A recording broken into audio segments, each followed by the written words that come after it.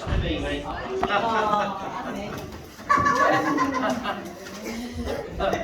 Anyway, I'd like to welcome you all to Sophie and Bob's wedding, especially those who travel far, even from overseas. Welcome, and thank you for coming. I would like to talk a little bit about Sophie. There's so much to talk about, but I'll start at the beginning. I remember it was only yesterday, the day she was born. In fact, I was the acting midwife at the time. That was an emotional day, I can tell you. It's not every day you deliver a baby. We registered her birth as Sophie Rose, Halifax, with a hyphen. But Sophie recently found out they missed the hyphen off in the register. So she's now just plain Sophie with Rose as just a middle name. And now with Hillen as a surname, so it all changed. Sophie had a few issues in her junior school years, especially at Plymouth. Then thank goodness she moved schools to St Mary's School, where she gained in confidence and then on to Beacon. Whilst there, she made some lovely friends who are still friends today. She's had quite a journey growing up and has overcome many issues and life's battles, and I know she's used these experiences and gained much knowledge from how we've guided her through life today. I'm so immensely proud of how my little girl has grown up to be this beautiful, intelligent lady with a heart of gold, and given Sue and I two beautiful, amazing grandchildren, Alice and Logan. I'd like to talk about how she met Bob. He was a bit of a lost chap, down on his luck. My son Luke brought him home one day and asked me to help him out. So I gave him a home to live in and also a job. For those who don't know, that's the reason why he calls me boss. That's the reason. He was in the exact same work office one day where he came to ask me for Sophie's hand in marriage. And today I proudly give him my daughter, and I couldn't be happier to welcome him to the family.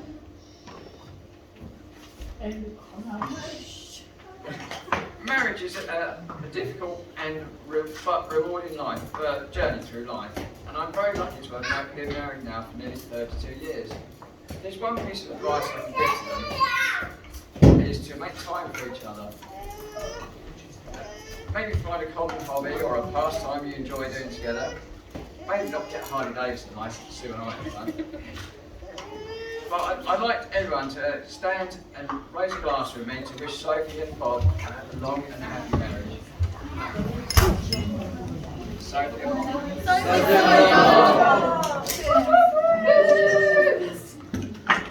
Bob. Thank you, boss.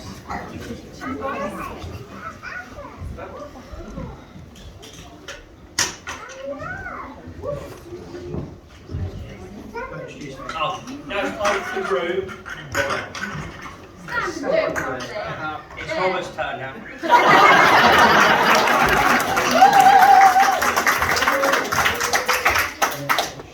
Thank you, everyone, for coming and Colin, thanks for such a lovely speech. I'm glad that you missed off a large portion of everything that we got up to. So yes, at last, after almost 3 years, we are finally here. 3 years later than we had originally planned to get married, but the wait is over. We're here at last. And this year actually marks our 10th year together, Sophie and I. So for her, the wait may have been a little bit longer than she wanted. 7 years ago, Sophie and I had to make a choice. And we decided whether we wanted to get married first or whether we wanted to have our family. It was a tough choice, but we decided that one would have to wait. And we decided that we actually wanted a family more than we wanted to have a big day together. So let's have a look at what we made. Yeah.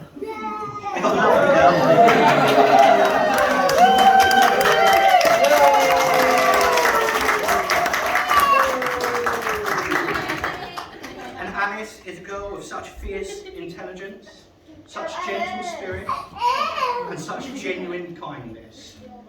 I have no idea where she gets it. And the boy, Logan. The boy of such energy, such unbelievable chaotic passion, and such utter disgraceful cheek. I think we know exactly what it is. After bringing such beauty, light and wonder into the world for the past few years, I think the world would have been a darker, colder and gloomy place if we had waited to have them. So I think we can agree that we made the right choice. So first of all, I would like to thank my children, Alice and Logan, for making me a fatter, balled up and eternally happier man. To my princess and my superhero, to Alice and Logan.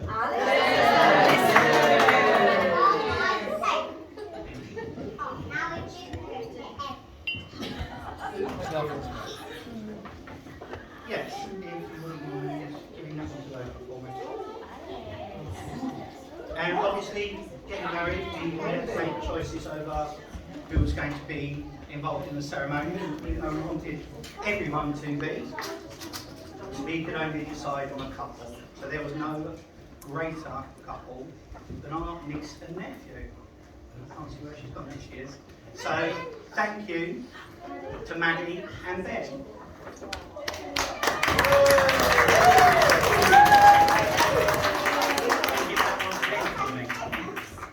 And that one's for you.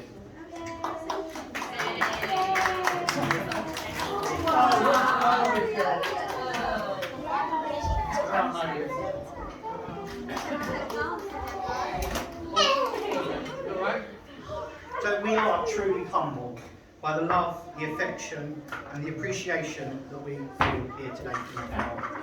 Without the generosity of others, we would have had to have waited even longer to get married. So a few thank yous.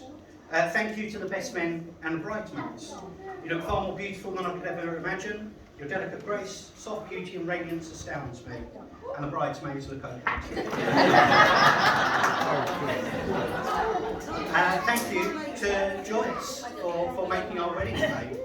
Thank you for taking the time, putting the effort into it, and making something so incredibly special for our wedding. It really has put the icing on our special day.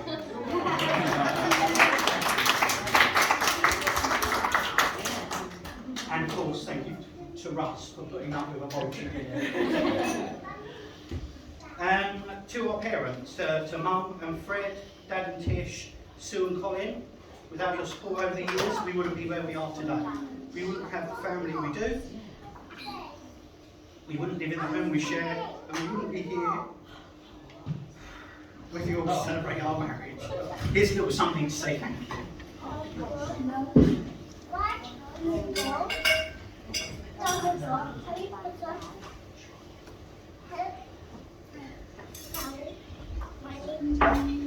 Yep, I'm sorted in the mouth.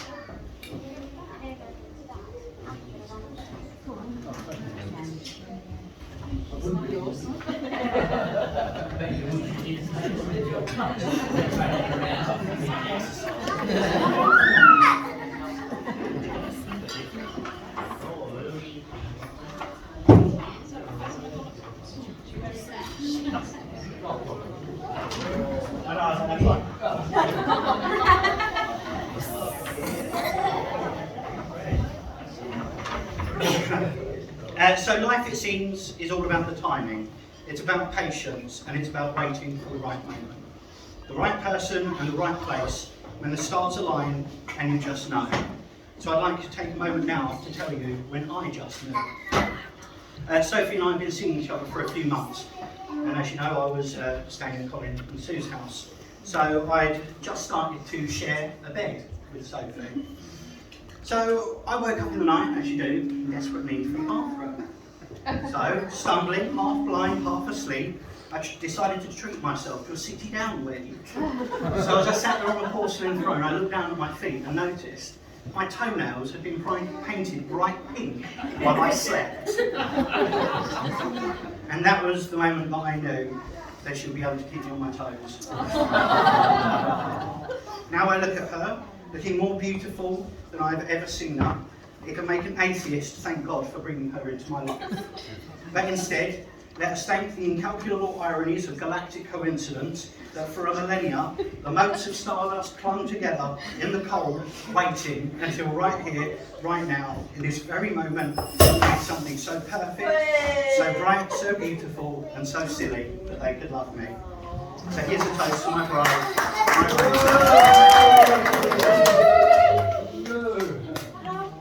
So here we are.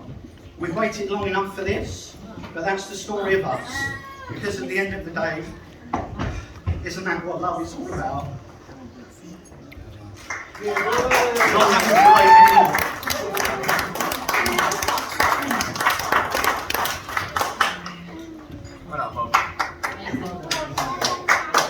Well done, Bob.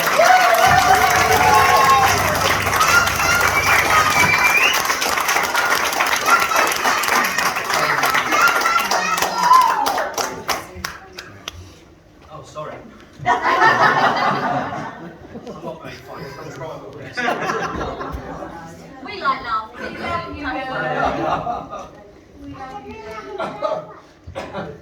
Hello, everybody. For those of you who don't know me, I'm Luke. I'm Sophie's brother. And I can confirm to everybody that I'm up here as Robert's friend, and not just because it's a sad case with no friends and had to choose his brother-in-law to be his best man.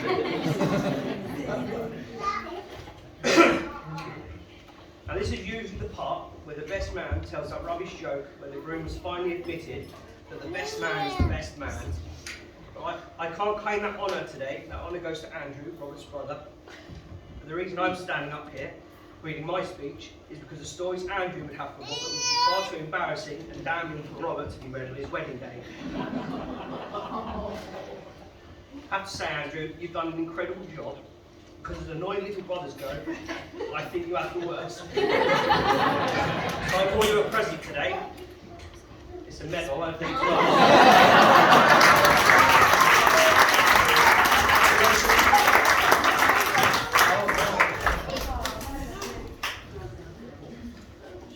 No, I'm really proud to be the one standing here to congratulate Robert and my sister Sophie. It's been a great day so far, and I hope you live a long and happy life together. And to my new brother by marriage, I should say welcome to the family, but I suppose it's old news now, as you've been leeching off us for a long while. And we must give extra congratulations to Sophie. I'm sure we can all agree how beautiful she looks on her special day. And I have to say it's incredible how you've managed to keep your sanity and good looks, having to put up with Robert for the last 10 years. It is incredible. But then having grown up with you for 30 years, I can see how you two are probably perfect for each other. So I brought myself on too.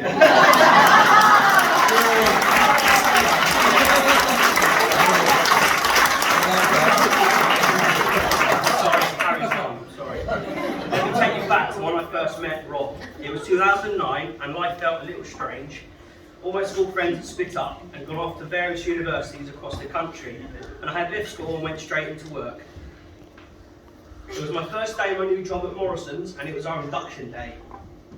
I was sat in a meeting room with a few other new faces in the same situation as me, a room full of nerves. We were told in a letter that we'd be getting our uniforms that morning, so we're all sitting in our plain clothes waiting for one more person before we got started.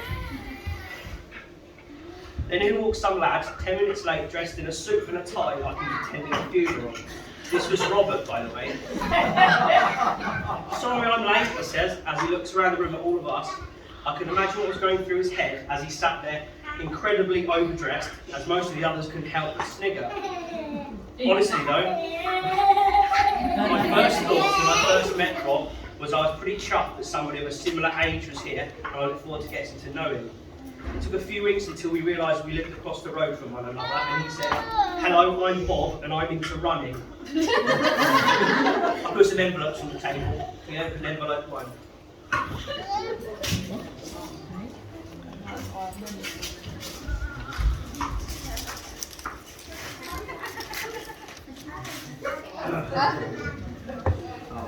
Here you can see a before and after photo of Robert. What I think had happened is he had left university and moved to the southeast with his girlfriend. Maybe he thought he had to prove himself to people he considered posh by reinventing himself, cutting his hair short, growing hair on his chin, buying some running shorts and referring to himself as Bob. When I first met Rob's parents in Turkey, I had introduced myself to Jan, and she said, so you're Luke. I've heard a lot about you. I'll be keeping my eye on you, she said. And I thought, hang on, what's he been saying about me? Because I may be no angel, but I know for certain Robert is a bad influence here. When I had my first conversation with Rob's dad, Rick, He'd asked me how I knew Robert, etc. We were talking about the shared interests. I think it was World War II planes or something like that. And I thought to myself, I must be at the wrong holiday because I have no idea who this mummy's boy Robert is. All I know is this bloke Bob, who drank, ate, smoked too much, had an unhealthy obsession with Princess Leia in a golden bikini, and opening the gates of hell to unlucky people on chat roulette. That last one's an inside joke. Carries on, sorry. I do apologise, but just like every lazy speechwriter, I have written a list. I call these the 5 rules of Bob. Please get envelope 2 and 3 ready. Right, so rule number 1, never share food with Bob or let him have a bit, because he will show no remorse in taking, don't open it yet, you show no remorse in taking the biggest bite out of whatever you have in your hand, sometimes without asking, like my cookie pie.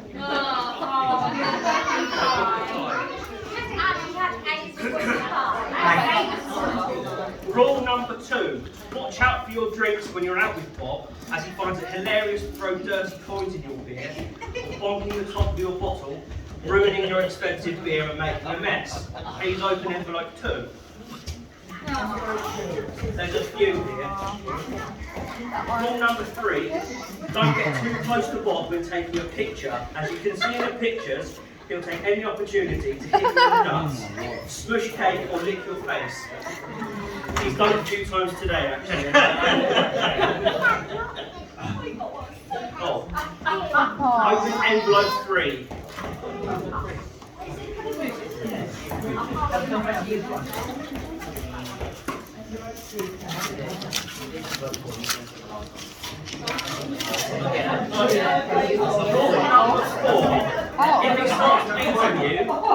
If he starts beating you at a particular sport and starts rubbing it in your face, just kick him in the foot and that would do the trick. That was when Luke broke his leg. Rule number 5. If you're inviting Robert over to stay at your house, be careful because he'll have no problem popping off with your sister. Open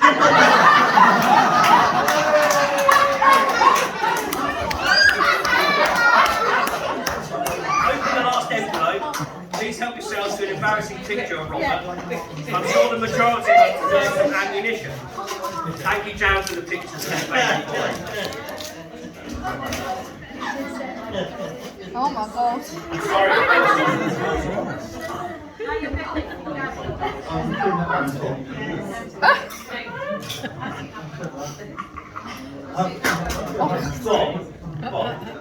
Bob, I've been rather harsh, and I am not sorry. But I really am one of your biggest fans.